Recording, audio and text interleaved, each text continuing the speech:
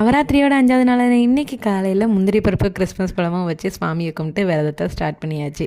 இன்றைக்கி நம்ம வழிபடக்கூடிய அம்பாளுடைய வடிவம் என்னென்னு பார்த்திங்கன்னா வைஷ்ணவி, அதாவது சங்கு சக்கரதாரிணியாக வந்துட்டு நமக்கு நாராயணி தேவியாக காட்சி கொடுப்பாங்க.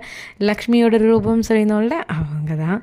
அதே மாதிரி நார்த்து சைடில் வந்து என்ன ரூபம்னு கேட்டிங்கன்னா ஸ்கந்த மாதா. இல்லையே கண்டுபிடிச்சிருப்பீங்க, முருகரை மடியில் அமர்த்தி, அதாவது அம்பாள் சிங்கத்தில் அமர்ந்து முருகரை மடியில் வச்சுட்டு 2 கையில் தாமரை மலர் ஏந்தியவாறு நமக்கு காட்சி கொடுப்பாங்க. இன்றைக்கி வந்துட்டு 2வது கலை பூஜைக்கு வந்து தயிர் சாதம் தான். அப்பா பொண்ணுக்கு புதினா சாதமும் தயிர் பச்சடி அப்புறம் சீனி கிழங்கு ஃப்ரை பண்ணியிருந்தேன். நான் யூஸ்வலாக வந்துட்டு தயிர் சாதம் பண்ணும்போது கொஞ்சமாக பாலுமே ஆட் பண்ணிக்கிடுவேன், டேஸ்ட்டு நல்லாயிருக்குன்னு சொல்லிட்டு.